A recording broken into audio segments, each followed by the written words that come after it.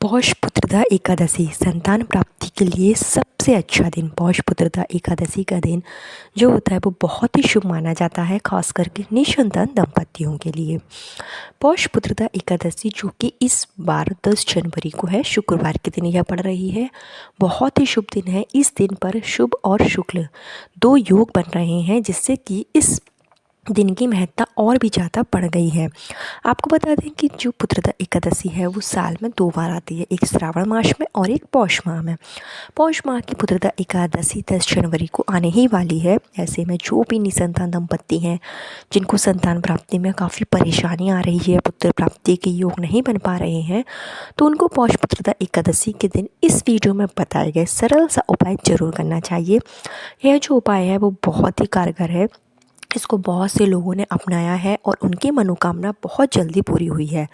अगर आप संतान प्राप्ति को लेकर काफ़ी दिनों से परेशान हैं, आपने कई उपाय कर लिए हैं, कई पूजा पाठ कर लिया है, उसके बावजूद भी अगर आपको संतान का सुख प्राप्त नहीं हो पा रहा है, या फिर आपके घर में पहले से संतान के रूप में कन्या जन्म ले चुकी है और आप चाहते हैं कि आपको एक पुत्र की प्राप्ति हो, तो ऐसे में आपको पुत्रदा एकादशी के दिन उपाय ज़रूर करना चाहिए। अगर आप एकादशी का व्रत रखते हैं तो और भी अच्छी बात है। व्रत रखने से ईश्वर की अति कृपा आप पर होगी और आपकी मनोकामना बहुत जल्दी पूरी होगी। तो पुत्रदा एकादशी के दिन पति पत्नी अगर दोनों मिलकर उपाय करते हैं, मिलकर व्रत रखते हैं, तो उनकी मनोकामना और भी जल्दी पूरी हो जाती है। क्योंकि जो संतान प्राप्ति के योग बनते हैं, पुत्र प्राप्ति के जो योग बनते हैं, वो पति पत्नी दोनों के भाग्य से बनते हैं। तो कोशिश यह करें कि पति पत्नी दोनों मिलकर ही उपाय करें। किसी कारणवश अगर पति या पत्नी में से कोई एक ही व्यक्ति कर सकता है, तो इस उपाय को पति या पत्नी में से कोई भी एक व्यक्ति कर सकता है। तो इस वीडियो में मैं आपको सरल से 2 उपाय बताऊंगी, जिसको अगर आप कर लेते हैं पूरे विधि विधान से, पूरी श्रद्धा के साथ, तो निश्चित रूप से आपकी मनोकामना पूरी होगी। आपको माता तत्व का सुख जरूर प्राप्त होगा। हेलो दोस्तों, मेरा नाम है श्वेता तिवारी और आपका मेरे चैनल धर्म ज्ञान इंडिया में स्वागत है। अगर आपको वीडियो पसंद आए तो वीडियो को लाइक जरूर करें, कमेंट बॉक्स में हर हर महादेव या ओम नमः शिवाय जरूर लिखें। पुत्रदा एकादशी के पावन पर्व पर आपकी मनोकामना जल्दी से जल्दी पूरी होगी। आपको क्या करना है कि 10 जनवरी के दिन यानी कि शुक्रवार के दिन जब पुत्रदा एकादशी है, तो उस दिन आप जल्दी उठें। कोशिश करें कि आप ब्रह्म मुहूर्त पर उठ जाएं। स्नान आदि करके आपको साफ सुथरे वस्त्र धारण कर लेने हैं। कोशिश यह करें कि आप पीले कलर के वस्त्र इस दिन पहनें, क्योंकि एकादशी का दिन विष्णु भगवान को समर्पित है और विष्णु भगवान जो कि पीताम्बरधारी हैं। तो ऐसे में आप अगर पीले कलर के वस्त्र पहनते हैं तो ग्रहों की स्थिति शुभ होती है, इस बात का ध्यान रखें। इसके साथ ही आपको सबसे पहला कार्य जो करना है वो है सूर्य भगवान को अर्घ देने का, क्योंकि पौष का महीना चल रहा है। पौष के महीने में सूर्य भगवान की आराधना करना सर्वाधिक महत्वपूर्ण बताया जाता है। तो सूर्य भगवान को आप अर्घ जरूर दें। इसके साथ ही आपको अपने पूजा स्थल में अगर आप व्रत रखते हैं तो व्रत का संकल्प ले लें, क्योंकि व्रत रखने से पहले संकल्प लेना अति आवश्यक है। तो अगर आप व्रत रखते हैं तो आपको विष्णु भगवान के सामने, अपने घर के पूजा स्थल में ही शिव भगवान के सामने, विष्णु भगवान की मूर्ति के सामने आपको व्रत का संकल्प ले लेना है। अगर आप व्रत नहीं रखते हैं तो आप सिर्फ उपाय कर लीजिए। सबसे सुबह आपको अपने पूजा स्थल में ही उपाय कर लेना है। श्री हरि विष्णु की पूजा पाठ करनी है आपको। अगर आपके घर में लड्डू गोपाल हैं तो आप उनका अभिषेक कराएं पंचामृत से। इसके साथ ही संतान गोपाल मंत्र का आप जाप कर लें। इतना कार्य आपको सुबह करना है। जो आपको विशेष उपाय करना है वो आपको करना है शिव मंदिर में जाकर और शाम के समय यानी कि प्रदोष काल में आपको उपाय करना है, क्योंकि जो शिव भगवान की पूजा की जाती है वो प्रदोष काल में शुभ मानी जाती है।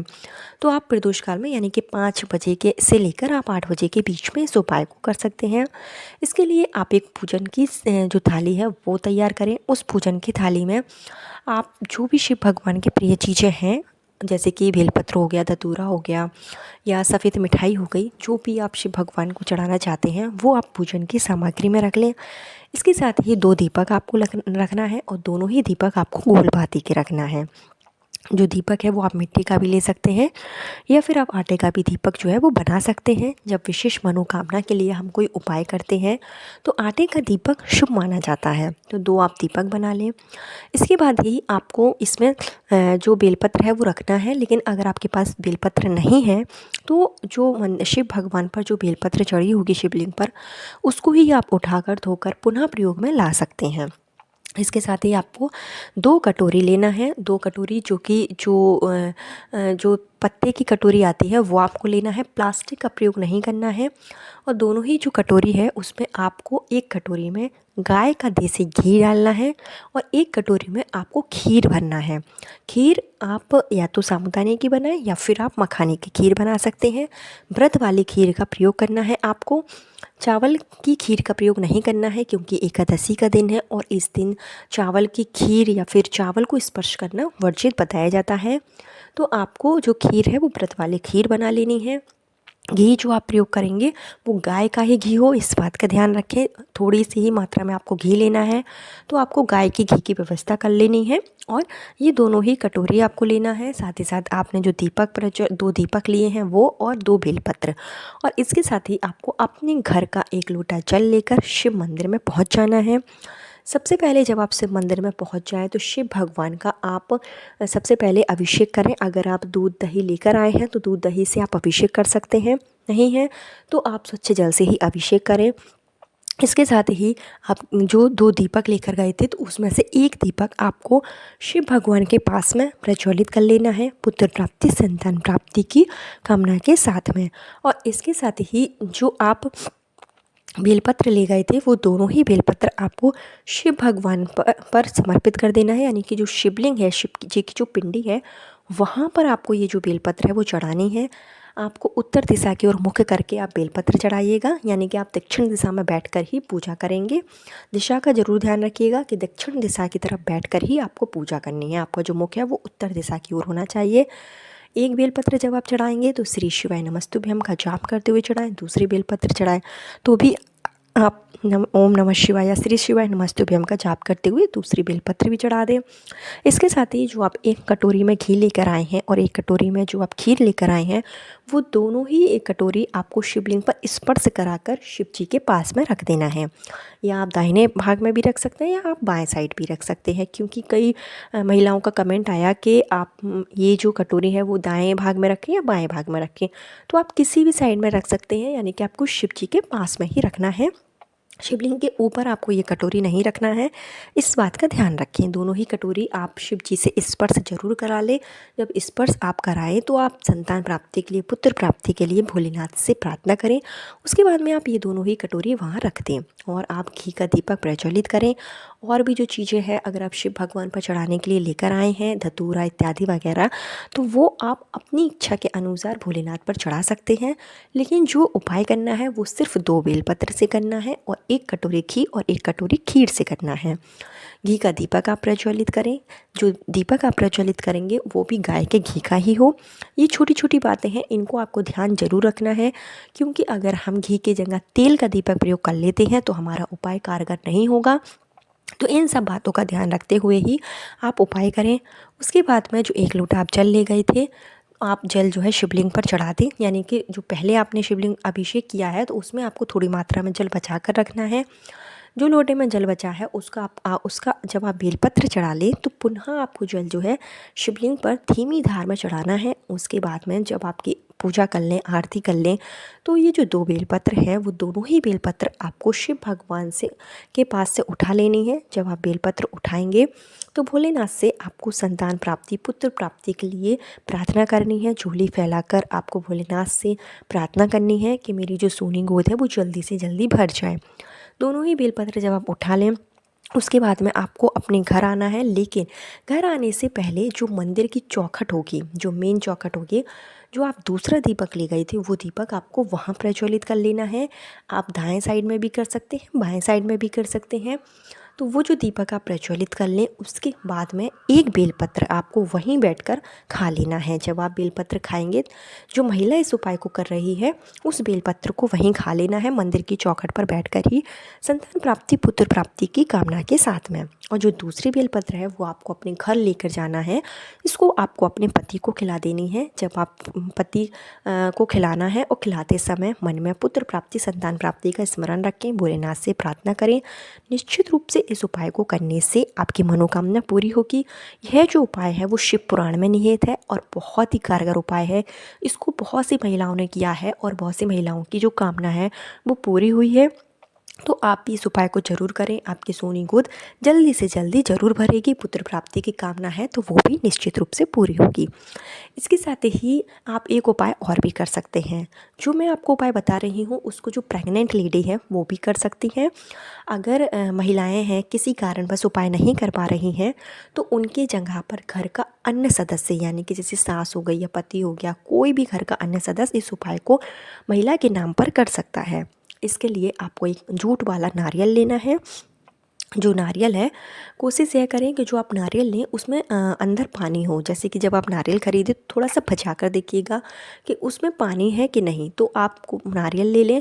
उसके बाद में इस नारियल को आपको एक लाल कलर के कपड़े में या तो एक पीले कलर के कपड़े में अच्छे से लपेट देना है। आपको इतना बड़ा कपड़ा लेना है कि जब आप इस नारियल को लपेटें तो नारियल कहीं से दिखाई ना दे। जब आप नारियल पर ये कपड़ा लपेटते हैं तो पुत्र प्राप्ति, संतान प्राप्ति के लिए आपको प्रार्थना करनी है। उसके बाद ही आप इस नारियल पर को लेकर शिव मंदिर में पहुंच जाएं। यानी कि जो भी इस उपाय को कर रहा है उसको इस नारियल को शिव मंदिर में लेकर जाना है।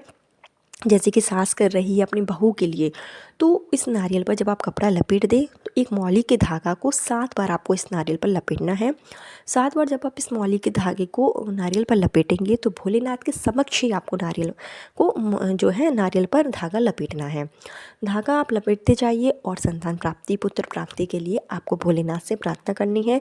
7 बार मौली का धागा आपको इस नारियल पर लपेटना है। यानी कि पहले आप कपड़ा लपेटेंगे, उसके बाद में आपको धागा जो है इस पर लपेट लेना है और इस नारियल को आपको शिवलिंग के पास में रख देना है। यानी कि जिस तरीके से आप किसी मंदिर में अर्जी लगाते हैं उसी तरीके से आपको इस नारियल को भोलेनाथ के समक्ष रख देना है। शिव भगवान के बीच मंत्रों का जाप करना है और शिव भगवान के विधि विधान से आप पूजा पाठ कर सकते हैं। जो भी महिलाएं हैं जो मंदिर जाने में असमर्थ हैं वो घर के अन्य सदस्यों से इस उपाय को करवा सकती हैं। अगर आप खुद भी करें तो और भी अच्छी बात है, नहीं है तो आप अपने घर के अन्य सदस्यों से नारियल वाला यह उपाय ज़रूर करवा लें। इस नारियल को आपको वहीं छोड़ देना है, उठाकर नहीं लाना है।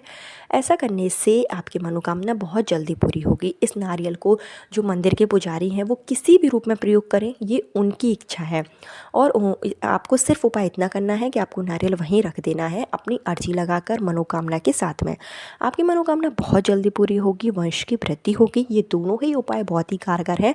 अगर आप इनमें से एक भी उपाय कर लेते हैं तो आपकी मनोकामना निश्चित रूप से पूरी होगी। अगर दोनों ही कर पाएँ तो दोनों ही उपाय कर लीजिए, क्योंकि पौष पुत्रदा एकादशी का पावन पर्व है। साल में 2 ही बार आता है, एक तो श्रावण मास में आती है पुत्रदा एकादशी, एक पौष माह में आती है। तो सिर्फ आपको एक दिन उपाय करना है और आपकी मनोकामना बहुत जल्दी पूरी होगी। तो कोशिश यह करें कि आपको मैंने जितने भी उपाय बताए हैं आप सब कर लें। श्री हरि विष्णु की भी पूजा पाठ करें, विष्णु सहस्त्र नाम का भी पाठ कर सकते हैं। तुलसी माता की भी इस दिन पूजा करने का विधान है। और जो आप विष्णु भगवान को प्रसाद लगाएंगे उसमें आपको तुलसी के पत्ते ज़रूर शामिल करने हैं। और एकादशी के दिन तुलसी आपको तोड़ना नहीं है, इस बात का ज़रूर ध्यान रखें। विधि विधान से 16 श्रृंगार की चीज़ें भी आप विष्णु तुलसी माता को चढ़ा सकते हैं। तो ये सब उपाय जब आप कर लेते हैं शुभ और शुक्ल योग में, जो कि बहुत ही शुभ योग है, तो इसमें आपकी मनोकामना बहुत जल्दी पूरी होगी, वंश की वृद्धि होगी। कल फिर मिलती हूँ नए वीडियो नए उपाय के साथ। जब तक के लिए हर हर महादेव। ओम नमो भगवते वासुदेवाय नमः।